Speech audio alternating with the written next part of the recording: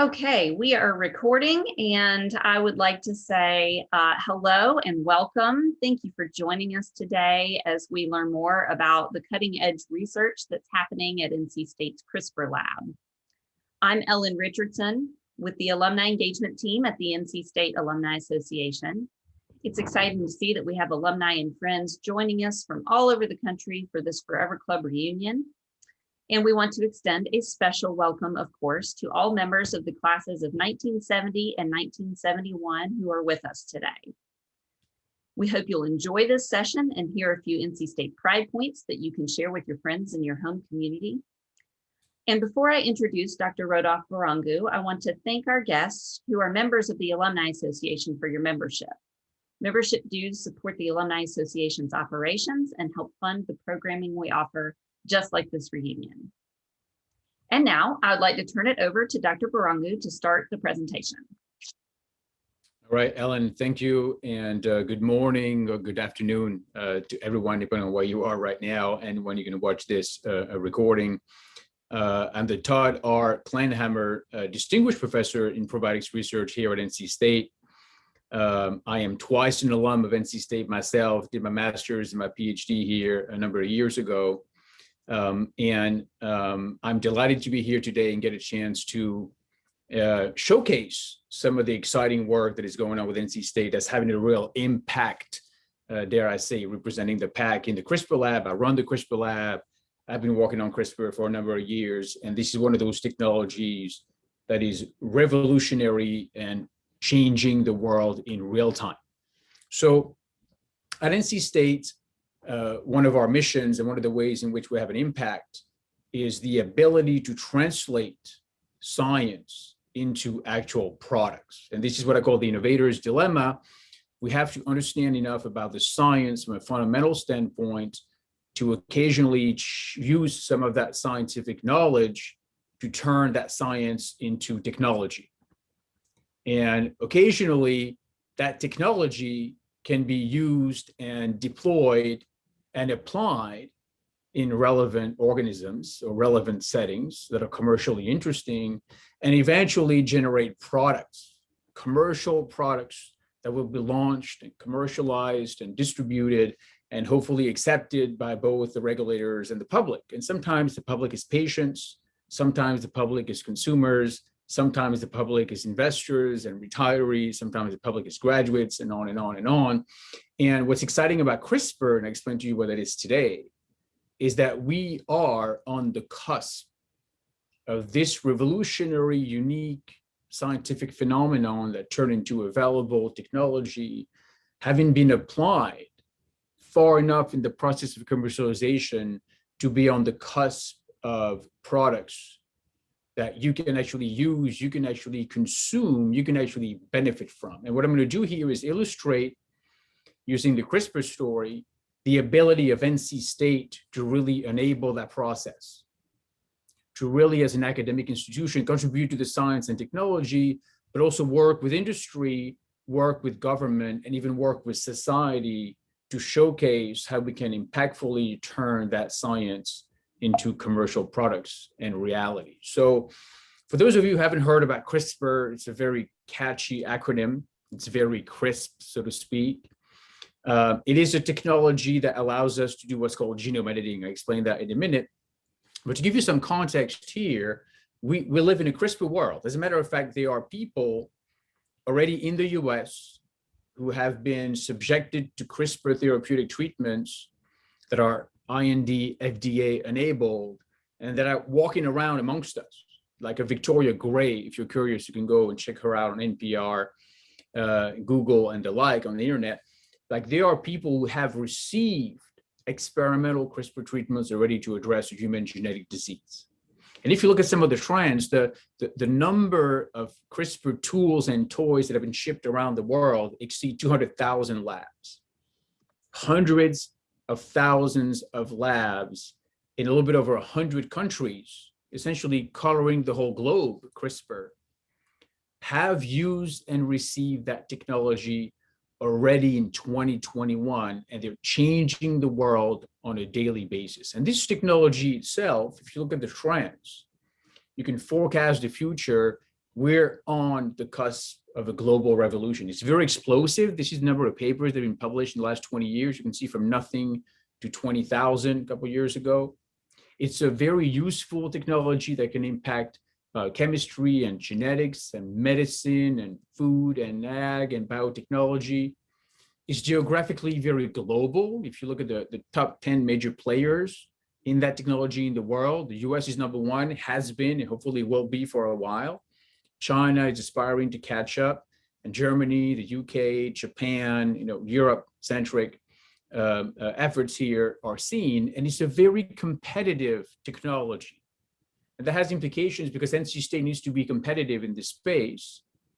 NC State needs to train alumni that are competitive in the space to get those jobs.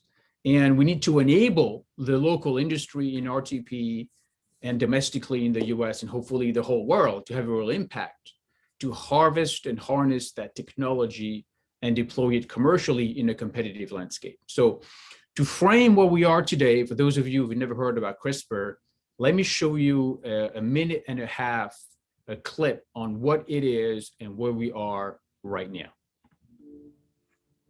Mother Nature gave us something that's richer than our imagination.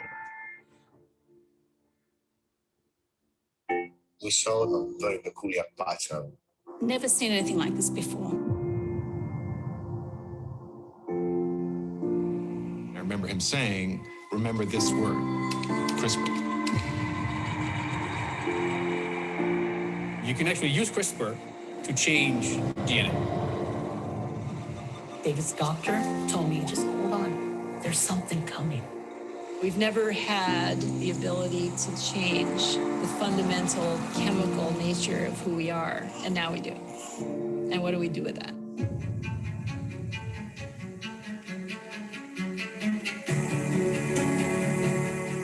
Our pig is the most advanced genome-modified animal running on the Earth. My lab has been accused of taking science fiction and turning it into science fact. I consider that very high praise. We could engineer a single gene that could potentially make us all more muscular. But should we make that universally available?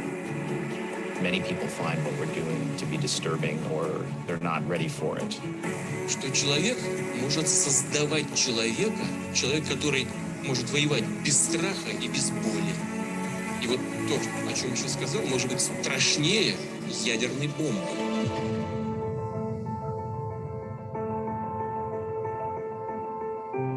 Should we really be manipulating the heredity of future generations given our lack of knowledge about so many things?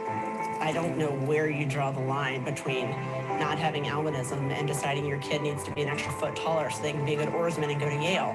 Where is that line? Who's going to draw that? Anything that would stop my child from suffering, I'm for. Draw this ethical line wherever you want, but don't draw it in front of my disease. Humans are very good at inventing things, but they're very, very bad at working out what the implications are. The balance of nature is built of a series of interrelationships between living things and between living things in their environment.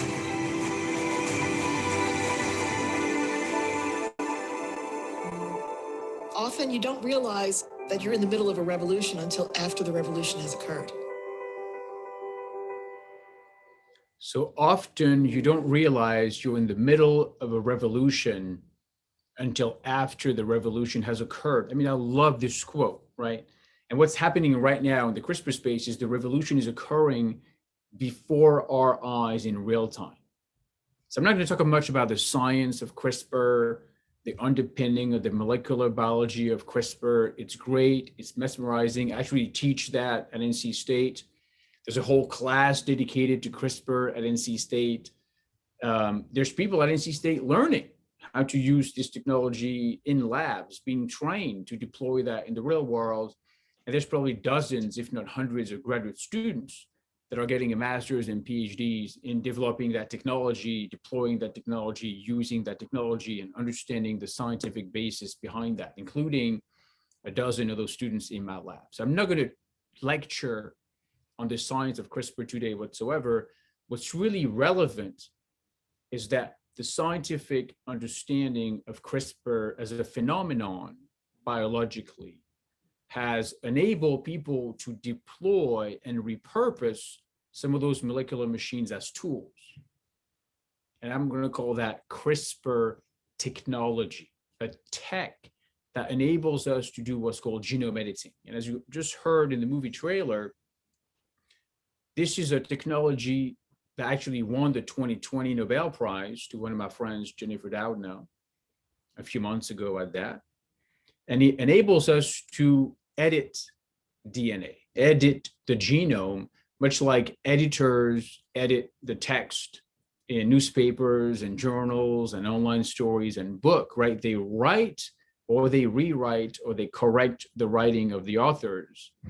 What genome editing technology enables us to do is it enables us to rewrite DNA, to edit, to change, to modify the DNA sequence in the book of life using a two-step process, for those of you who like Word, that is equivalent to Control F. Can we find a string of letters in the human genome, for example, 3 billion letters, right? Can we find a series of letters, and then can we edit precisely and specifically the letters at that location? So imagine a book that is the complete works of Sir William Shakespeare and saying, find to be or not to be, that is the question. And instantaneously, a device can locate this very specific string of words in that series of very long words, and then locate the cursor exactly right here, albeit in the human genome. And then we can edit, we can change the words right there. We can say, to be or not to be, that's the question, apostrophe S. We can add a word, say that is the quintessential question, existential question. And we could also change the punctuation, like the how loud we deliver it. To be or not to be, hashtag the question, or that is the question, exclamation point. So we now have the ability to really modulate and manipulate DNA sequences in means that are unprecedented, with ease and speed and specificity and affordability. And there's a whole genome editing toolbox that has come out in the last few years that I'm not going to go lecture about either. But we now have the ability to change the words themselves, one letter at a time, one word at a time, one sentence at a time, or a whole chapter, right? Macbeth, Romeo and Juliet, we can add or remove content almost trivially for a PhD in genetics. And we can change the lettering and the punctuation and the volume, which means in the genome editing context, we can rewrite DNA. We can change DNA. We can alter DNA. We can correct genetic diseases, for example. And those technologies that came out just 8 years ago, right, won the Nobel Prize just last year, have been deployed in hundreds of organisms by the 200,000 labs I mentioned 5 minutes ago. And as a matter of fact, in academia, organizations like NC State, right, we can use CRISPR to change viruses or bacteria or yeast or model organisms that we study in the lab to understand biology, like plants and non-humanoid chimps. But also those technologies can be deployed in the food and ag world. Like North Carolina is a big ag state. So we have dozens of labs at NC State that use CRISPR to edit livestock, animal science grads maybe. Not chicken, CRISPR, chicken. Or the Plant Science Initiative, thanks to Dean Linton, right? Working on corn, working on wheat, working on rice, working on tomatoes. NC State, right, tomato. And of course, in the medical world, the vet school, I have colleagues that work there on CRISPR, in pig models and viruses and bacteria of interest. And of course, eventually to take this all the way to medical therapeutics. And I'll get to that in just a minute. So to illustrate for you here the power of CRISPR, and this is what I use when I talk to not just undergrads, but also sometimes middle schoolers, right? Let me illustrate to you the power of CRISPR. This is a butterfly, obviously. It's not a North Carolina butterfly, but it was in New York at the time.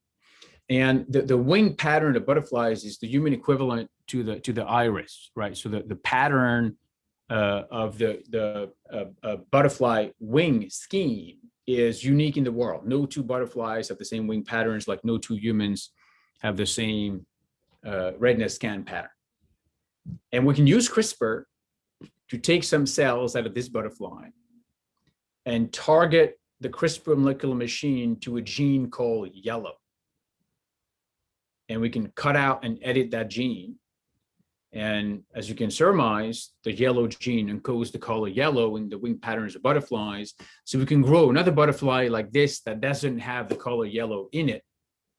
So it's a little smaller, it came from this butterfly. And we can recolor the wing pattern of butterflies using CRISPR. We can do that with other colors. You can take out the color black, you can recolor it darker or lighter. The point I'm trying to illustrate here is we have the ability to recolor the wing patterns of butterflies. We have the ability to rewrite virtually any DNA sequence we want in any organism we want, any way we want, for good or for bad. So that technology that is now being applied by 200,000 labs in 100 countries across the globe is enabling the average, quote unquote, geneticist to rewrite the DNA of organisms of interest at will. So what are we doing with this? Well, organizations like NC State are working in academia and bridging the public-private partnership gap to deploy that technology in the real world, in the research space, right? Tools, guides, enzymes, software, plasmids, cells, on and on and on. There's a whole business about the tool itself, getting access to the tool, getting your hands on that technology. Of course, the whole biotech industry, anything that's using bacteria or yeast or algae to make food, to make bioproducts, to make household care enzymes and products and laundry detergents, or bioenergy and biofuel, or using CRISPR. Of course, for NC State grads, agriculture, CRISPR in plants, CRISPR in livestock, CRISPR in food bacteria, CRISPR in trees, CRISPR in grass and flowers and ornamentals, even CRISPR in seafood. And the ultimate goal financially, the ultimate goal organizationally, the ultimate goal to benefit the world, at least when it comes to human health, is therapeutics. Gene therapies, Victoria Gray. Can we cure genetic disease? Can we target viruses like COVID-19? Can we enhance your microbiome? Can we address the rise of antibiotic resistance markers to have smart, specific antibiotics? Can we engineer next generation cell therapies and immunotherapies to address cancer? Could we grow animal tissue, like you heard in video, in humanized livestock to customize our own organs, personalized medicine 2.0. Mosquitoes that were engineered last week were released actually in Florida in the US to address invasive species. We can use CRISPR right now actually to detect COVID-19 in diagnostics. And of course, this not just applies to human therapeutics, especially with the CVM that we have down the street, pet care, animal care, livestock health. But what's interesting really, especially if we have business school graduates amongst us, is that this CRISPR craze, this genome editing revolution, in a very unusual way, has sparked, including SPACs, as a matter of fact, has sparked investors to invest in this space very significantly. First generation CRISPR companies at the top, Caribou, Intellia, CRISPR Therapeutics, CRI Genomics, and Editas. 3 are on the NASDAQ. Second generation therapeutic companies, Beam, Mammoth, Sherlock, Casper, Edigene announced some fundraising this week. The market value as of last night at closing, I looked at this morning, was $21 billion, and the stocks are up right now in real time on the NASDAQ. Right, so we're at in excess of $20 billion, $20 billion, $21 billion. Next generation antimicrobials for the microbiome space and antibiotics, of course, ag, RE, Pairwise, and Trico, and a number of companies that are really working on fostering the access to those technologies. And as a matter of fact, you may be surprised to hear that the RTP, thanks to NC State, and to a much lesser extent, Duke, not even UNC at this point in time, has put us on the CRISPR map with startup companies just after Cambridge in Boston and the Bay Area, San Francisco, California. Right? We are the third hotbed in the world with CRISPR startup companies, with multiple local companies, including LifeEdit and Castag and CRISPR Biotech and Pairwise and Trico and Locus Biosciences and Incilia Biosciences in RTP, including many of those companies coming out of NC State through our tech transfer office to join the fray and lead the field to the next generation genome editing application. So what does that mean? Well, it means therapeutics, maybe first and foremost. There's 21 filed INDs at the FDA right now on clinicaltrials.gov that are CRISPR-based human gene therapies to correct genetic diseases. So if you're familiar with beta thalassemia or sickle cell disease, right? Those are genetic diseases that CRISPR can come in and correct in human cells. And those companies like Intellia, like CRISPR Therapeutics, like Editas, are partnering with some of the best, biggest, most ambitious big pharma in the world, like Regeneron, like Novartis, like Vertex, and others. And they are already treating with experimental drugs patients in US clinics and hospitals to cure genetic diseases. Again, Google Victoria Gray and CRISPR and sickle cell. And there are people deambulating the streets of the US that already have had their genomes corrected and their genetic disease addressed using some of those technology. And this is just the tip of the iceberg. From a more commercial standpoint, a consumer product standpoint, any bacterium, any yeast, any fungus used to make enzymes or proteins or biofuels or biomass or vitamins or probiotics or antibiotics or insulin, talk about cheese and yogurt in a minute, have had their genome enhanced commercially to increase the yield, increase the sustainability, increase the throughput, optimize the production industrially by manufacturing. And we're a big manufacturing hub at NC State and in RTP and in the world to enhance those bioprocesses, chemical engineering, food science, bioprocessing, and the like. And of course, in the ag space, we're an ag school in many ways. We're not just an ag school, but we are an ag school. I'm proud of it at that. We've helped deploy and enable others to deploy those technologies in crops, again, corn and wheat and soy and rice and the like, right? Pairwise plants and in REAG are working on tomatoes and mushrooms and fruits and vegetables as well. And then of course, other common local products like tobacco, like cotton, like we're getting into hemp, trees, cellulose, right? I mean, the second generation hornless cows already born, made the cover of Wired. Dairy culture is commercialized for 10 years. As a matter of fact, when I worked at DuPont, before I came back to NC State, I worked in the World War for 10 years. And we illustrated how we can use CRISPR to enhance virus resistance in dairy cultures that make the best yogurt and cheese across the globe. Just take my word for it, to look it up. And what's ironic is that last month was a 10-year anniversary of the commercial launch of the first ever CRISPR-enhanced starter cultures used to make food.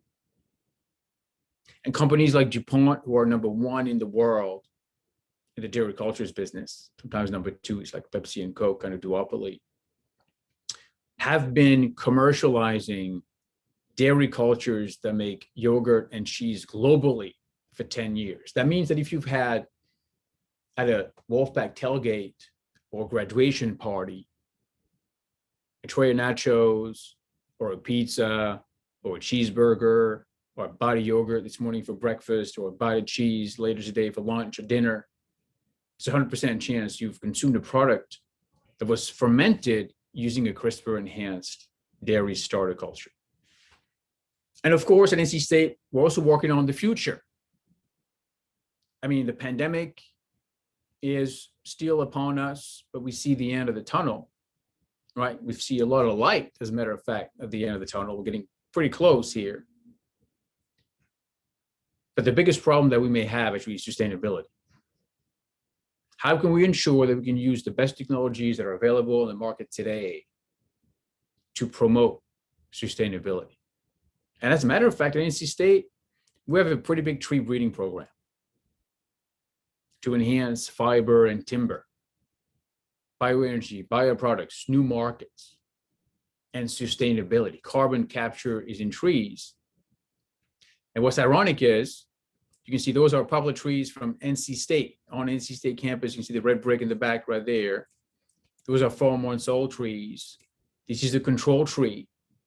A normal tree, we can kind of carve it out and take out the branches and peel off the bark. And when you peel off the bark and you see what's behind it, the wood, the woody part of the tree is normal here. It's kind of green, maybe a little bit yellowish, not as green as the bark on the outside against a very young tree, a couple of months old. And you can see that we have this nice greenish, yellowish, young wood that is our control. So this is what a normal tree would look like under normal circumstances, 4 months old. And then we can use CRISPR to change the genetic content of a tree and have a tree that looks the same height, the same properties, the same bark, the same branches, and on and on and on. But when you peel off the bark, you can see that we have the ability to rewrite the genome to change the color of the wood to a very fitting NC State red, bright Wolfpack red. And the point here is that if we can do that, if we can use CRISPR not just to recolor the wing patterns of butterflies, but to recolor wood, right? Before and after CRISPR-based genome editing, if we can do that, we can change all the traits of commercial relevance to have better fiber, better pulping with toilet paper, for packages for Amazon, 300 million a day.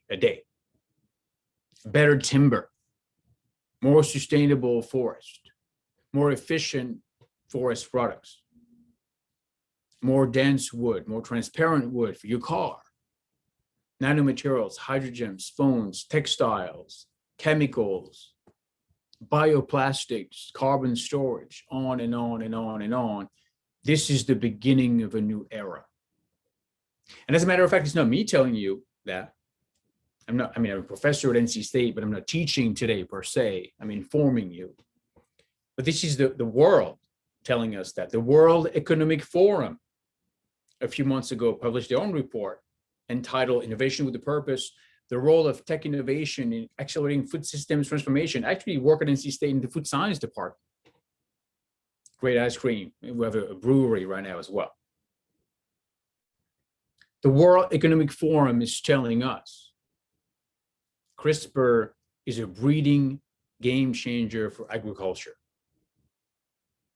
It's one of 2 technologies changing the world, and the surmise that by 2030, right, up to 100 million farms will plant seeds that are CRISPR enhanced, increasing income globally for those farms by $100 billion,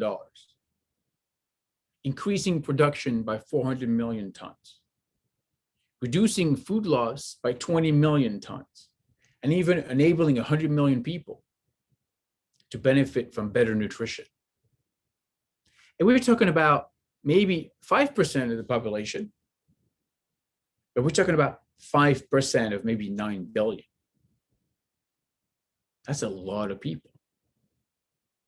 That's a lot of people. We're going to impact hundreds of millions of people, and that's just the beginning of a new era. And with all that great potential and excitement about great science turning into great technology, being applied to develop great products in therapeutics and food and ag and on and on and on, consumer products and therapeutics, come great responsibilities. I mean, I've used the words genome editing. We're changing DNA in humans. As an academic leading institution, we have to not just think about the applications, but the implications of those technologies that we develop at NC State for the world. Ethically, is it ethical to change someone's DNA? Are we going too fast or too slow? Is the technology safe?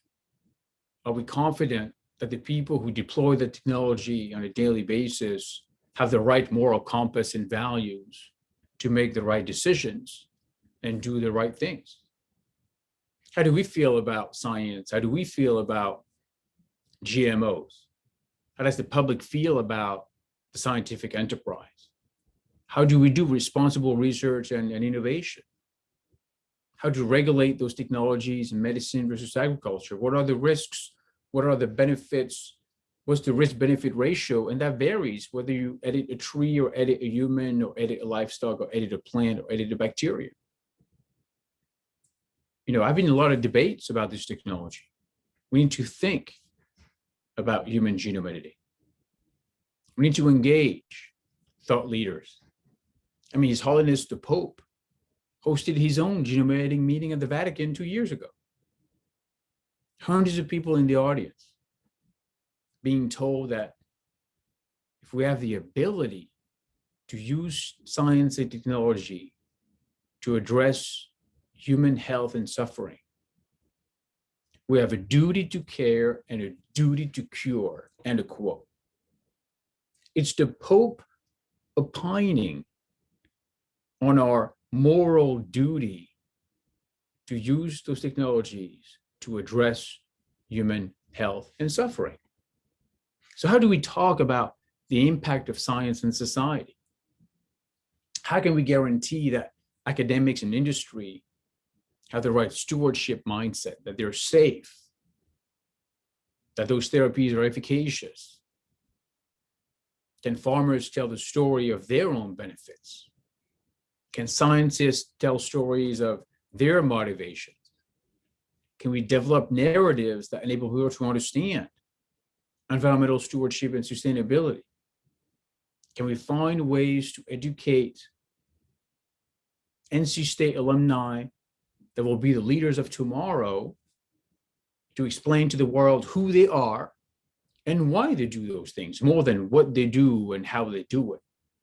The details of CRISPR are almost inconsequential to 99% of the people who benefit from it. But they want the food to be safer, the world to be more sustainable, the environment to be more copacetic, the livestock to be healthier. We need the enterprise to be transparent and trust in science, building economic value. We are an economic engine of North Carolina, the nation, and the world. We also have a responsibility to inspire consumer trust and also collaborate with industry to enable them. And that's why the movie, I think, is a must watch. Again, I have no financial gains whatsoever from you going on Netflix to watch Human Nature, but it's very important to understand what is happening in this space right now. And you'll see that NC State is in pretty good company here, right? Berkeley, Caltech, Harvard, Stanford, Harvard, MIT, Broad Institute, and Max Planck. I mean, we are having a real impact on the world on a daily basis across the spectrum of science and technology and commercialization. As a matter of fact, I'm also the editor-in-chief of the CRISPR Journal. And it reminds me to remind you that there are so many ways to benefit from CRISPR, for livestock, for the democratization of science, for food, for therapeutics, for forestry, for gene drives and mosquitoes. But we sickle cell just last month, right? We have to be mindful of the context, the competition with China, obviously, and we have to be mindful of the ethical implications and mindful of public engagement to ensure that we can actually be allowed, be empowered to deploy those technologies to have a real impact in the real world. And this is why I'm at NC State. This is what I do all day, every day at NC State as an academic. Again, distinguished professor in the food science department. I got to train researchers. I got to train thought leaders. I got to help them develop the science and understand the science and the biology behind it, the genetics behind it, the biochemistry behind it, the molecular biology behind it, and on and on and on. And hopefully we can work with industry to translate that science into tech, but also work with government, politicians, regulators, the patent office, to enable those entrepreneurs and investors and partners to really make the most of those business and scientific opportunities. And that's hard. I mean, the science is hard, industry collaborations are hard, government engagement is hard, regulations is hard, patents are hard. But what's amazing to me in the CRISPR space is that those things are almost solved. Perplexingly, the hard part may be engaging the public. How do consumers feel about this? How do media spin genetic technologies? How concerned are we about the ethical implication? As a member of multiple National Academy of Sciences and engineering myself, it's very important to have those dialogues and conversations to understand the implications, the context, the societal concerns and consequences of deploying technology. And that's why we are uniquely positioned to have an impact at this great university. We have great researchers. Maybe it's noteworthy. I mean, you guys are class of 70, 71. The world has changed a lot since you guys graduated 50 years ago. And one thing that changed about NC State is the research importance, the research impact, the development of technology and IP is unprecedented. The best, arguably, it's ever been in the history of our alma mater. But we're also teaching.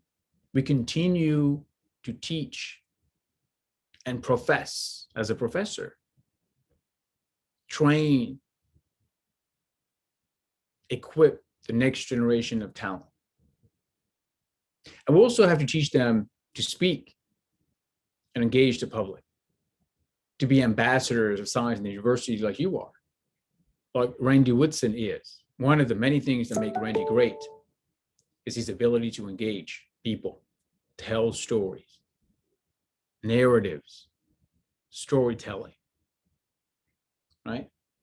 And we also now are expected to build companies and be entrepreneurial, found companies, raise capital, transcend the boundaries of public-private partnerships to bring the next great technologies, the next great entrepreneurs, the next great leaders to the real world and build financial value in the bioeconomy. We need to ensure that our alumni are successful, not just upon graduation, but after graduation. Keep engagement. The Alumni Association, Wolfpack Athletics, gatherings, staying connected to the university, coaching future Wolfpack members, writing about those stories, different media, obviously. And then we have to teach people to administer and manage large programs, research, teaching, companies, partnerships, government policies, PR plans, investment plans, on and on and on. And this is how we can have, as a member of the pack, a real impact. So let me show you here a 2-minute video of what's happening right now in the CRISPR space at NC State.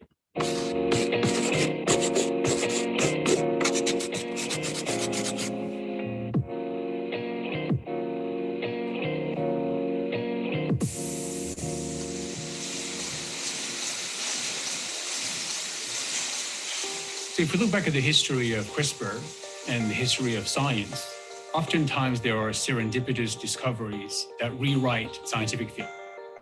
CRISPR technology is a tool that enables people to rewrite DNA. I was working about 15 years ago on deciphering and understanding how bacteria that ferment milk into yogurt and cheese function. And I was looking at their genomes to understand what they do and how they work. And we discovered CRISPR sequences.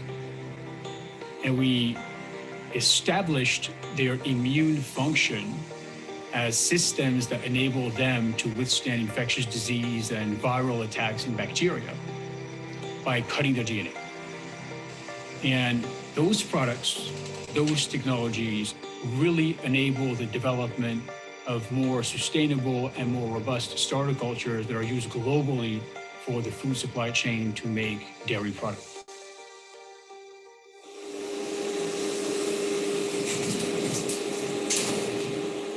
But really beyond food and crops, there are people in the US who have been cured of genetic disease thanks to CRISPR-based gene therapies. We are ushering in a new era of molecular biology whereby we have an amazing toolbox to put to work to address all kinds of problems for therapeutics, for food, for ag, and for forestry. CRISPR is going to be revolutionary for the forestry field. And forestry is just so important to North Carolina. It not only contributes to over 150,000 local jobs, but also contributes over $32 billion to the local economy. In fact, forestry is the top employer across all manufacturing sectors in North Carolina. So if you think about the ability of technology, not just to change science, but to change business, CRISPR is a great example. And as a matter of fact, the RTP is one of the CRISPR hubs in the world. We've had multiple CRISPR-related startup companies start in RTP. So we are not just impacting science and technology in academia, but also making a real impact in the business world. So as far as I'm concerned, it's been a very exciting journey. CRISPR has changed my life. It's great, it's exciting, it's rewarding, it's impactful. But I'm actually even more inspired by the next generation of scientists, people in my lab who are just starting their scientific career to solve bigger problems. Universities like NC State have to address grand challenges. Can we make our world better? The potential of science and technology is most promising than it's ever been. And that's going to change the world.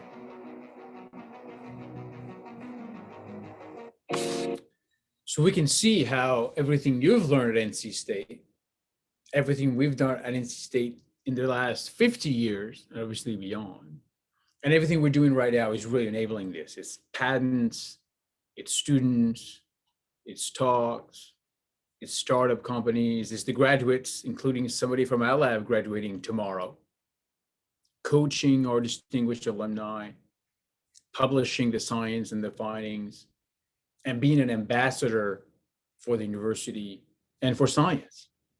And at a time where science is sometimes under attack, at a time where people are skeptic about the motivation of scientists, the motivations of academics, the motivations of the scientific enterprise, whether it's food or ag or pharma or biotech, it's very important to put those hard-earned and learned lessons to work and ensure that we live by what we learn.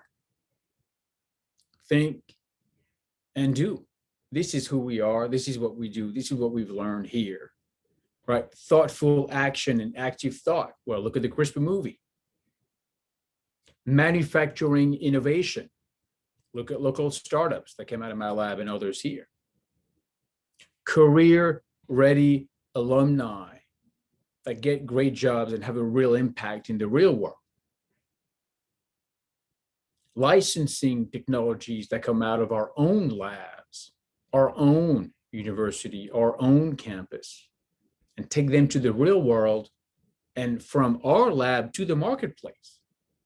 Make it real for the consumers, for the patients. And last but not least, the pack for you and for all. Can we democratize science? Can we democratize technology?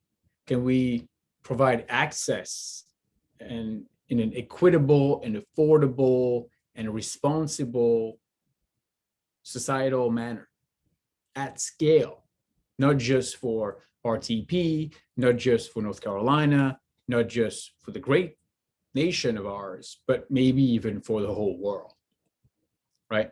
So well, thank you all for your attention this morning, this afternoon, or whenever you're going to watch this.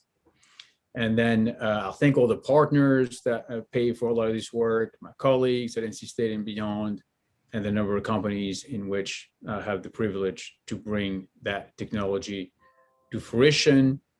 And I'll stop now and maybe have a few minutes left for those who are attending live to ask questions either orally or in writing.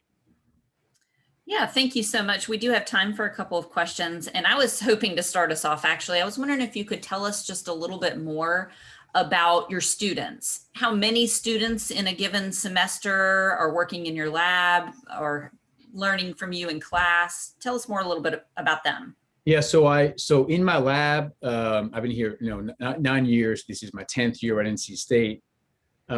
We've hovered between a dozen people and 18 people. So we have, that range of people. Most of those people are graduate students. So I'm affiliated with 7 different programs on campus, and those grad students are primarily PhD students who have a few masters here and there over the years. But we've graduated 13 people with a master's or a PhD degree from genetics, from microbiology, from food science, from biotechnology, and from genomics on campus. We have 1 bioinformatics students right now, but those are like the majors in play. And in my lab, mostly people who are getting PhDs. And there's a couple of people who are undergrads. We enable undergrads to do research and be exposed to people and the like. And outside of the lab itself, it's a research lab. We just moved this year in the midst of a pandemic from main campus to Santino campus to have a little bit more space and grow the lab to above 20 over time. And outside of that, I also teach at NC State. So 20% of my appointment, thanks to your taxpayers' contributions, is being reinvested by the state university in the classroom. So I teach an undergraduate class, Introduction to Bioprocessing, BBS 201. And we have between, maybe like 15 students this year in person. I did teach in person this semester. And usually up to about 30 students, the incoming class of bioprocessing majors. And I also teach very advanced grad student classes, FS 725 and MB 725 on advanced microbiology and microbial genetics. And those classes have, again, between 10 and 20 students on any given year. So altogether, maybe it's about, 50 or 60 students per year that get impacted directly through my teaching. I also provide a number of guest lectures in micro, in biotech, in science communication, and others that impact hundreds of students on campus. And more importantly, I probably collaborate with about a half a dozen of other high power labs on campus with other PIs, other groups, and other labs in various departments in CALS, at the CVM, and the College of Engineering, and the College of Science to do that. So that's that. So overall, if you think of numbers, it's a pretty big impact. My lab is only, a dozen and a half, but there's a lot more people that are impacted on campus. Yeah, it sounds like there's a lot of cross collaborative effort there between some of the different colleges. And that's something that, from my perspective at the Alumni Association has always been interesting to learn more about. We are not siloed in what we're doing. We are really reaching out across across the lines to different colleges for partnerships that make sense. There's a lot to learn from each other. And I can see a lot of that in this work. That's great. Absolutely. And as a matter of fact, more than ever, right, it's teamwork.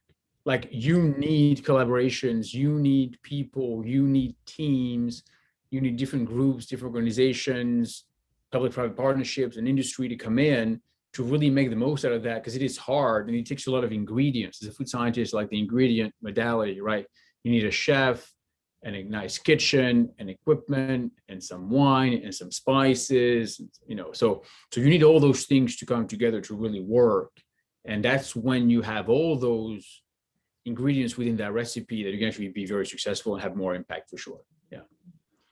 John has a couple questions. First, are you, after the pandemic is over, going to be doing tours of the lab? And is that something that we could set up for alumni? Yeah, absolutely. So again, our university leadership is planning on reopening fully this fall. So, hopefully by the time August comes back and students come back to campus, we'll be open under a more normal regime, right? We're operating right now.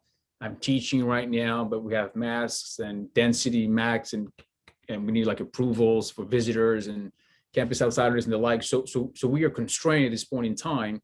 But I think it's safe to presume that in the next 90 days, 120 days, we'll be back. And distinguished alumni who want to come back and engage with us are always welcome to come back. We're easy to find. I'm very easy to find. And people want to come and check out the lab and talk to students and understand what's happening at NC State on campus. You should always come home, right? I mean, bottom line, like, you're always welcome to come back. There's many ways in which you can come back and contribute. And if people want to talk to us and understand the science and talk to students and talk to faculty and talk to staff and visit facilities and look at the farms and the lab and the fields, absolutely, this is something we can arrange, and we're always excited to do with our alumni. Great. And then you have one more question. Can you tell us a little bit more about yourself and your school journey? Yeah, so I came to NC State as a first-generation immigrant, right? I hail from Europe. This is where my cumbersome name comes from. And I came here on 8/8/1998, right? It's like a date that was meant to be 8/8. So I've been here 23 years almost. And I did my master's here in food science, in the pickle lab, in Shub Hall on main campus. I actually lived in a dorm, Alexander Hall, for a little while. I didn't know we had a pickle lab. So we had a pickle lab from the USDA, as a matter of fact, that worked on pickles with Mount Olive Company, right? So like very NC-centric to some extent. I did my master's here. I actually met my spouse here. She was also a student. She was from California through Cornell, and we were lab partners, and we actually met in class, FS 405, I remember that. So that's where my journey started. And after 2 years, I graduated with my master's in food science. I took some biotech classes, chemical engineering classes, and the like.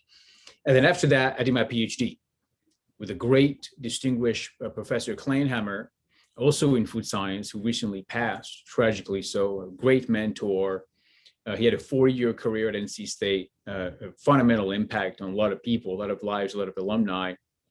And I did my PhD here, again, between 2000 and 2004. And those were some of the most enjoyable years of my life, for sure. Wolfpack all the way, Wolfpack club member, and NC State athletics, and, the classroom and the lab, and taking it to the next level. And then after that, I went to industry. I lived in the real world. I moved to Madison, Wisconsin for 9 long, brutal winters. And, a little bit of, Packers football and, Badgers, sports. And I also got my MBA at University of Wisconsin on the side. But after nine winters, I shoveled enough for a lifetime. And 9 years in industry was great, but I really wanted to have even more impact. And as an R&D director at DuPont, with a large team, a couple hundred people, pretty large budget, $55 million annual operating budget, I felt limited. Except it's ironic, right? At the Fortune 50 company with an R&D directorship before I turned 40, I felt limited in my ability to impact the world. With this CRISPR technology upon us, I left industry to come back to NC State, to come back to North Carolina, to bring my family. So since then, I've had 3 3 kids with my alumni as well, who also got her master's and PhD from here as a side note. And I've been here 9 years, and it's been fantastic to be back home and to train people in the lab, to train the next generation of scientists, to share my expertise and wisdom and knowledge with the students and with my collaborators. And as you can see from the videos, you can see from presentation, you can see from the slide, there's a lot of exciting things going on right now. And that journey to me is important. It's not about what's going to happen next.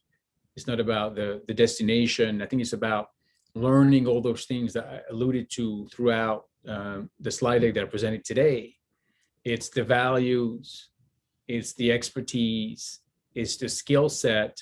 And, you know, graduation is always an exciting day for me because it's always a reminder for why we went here in the first place, but also why I'm back as a professor to share some of that wisdom, to share some of that impetus, to share some of that drive and the think and do attitude that I think is really having a global impact.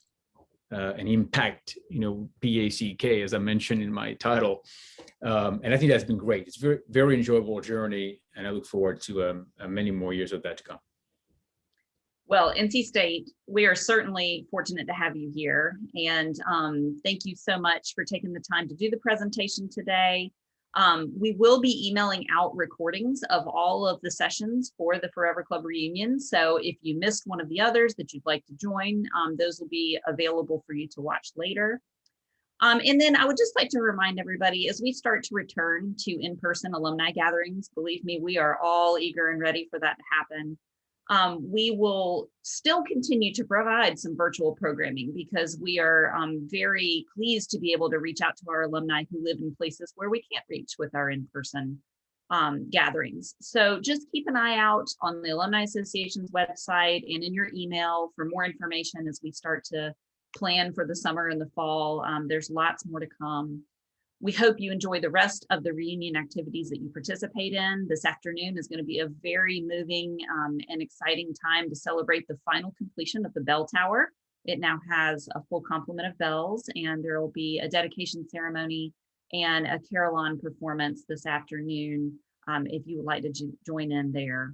So again, Dr. Barrangou, thank you so much. We appreciate everyone's time today, and thank you so much. Go Pack.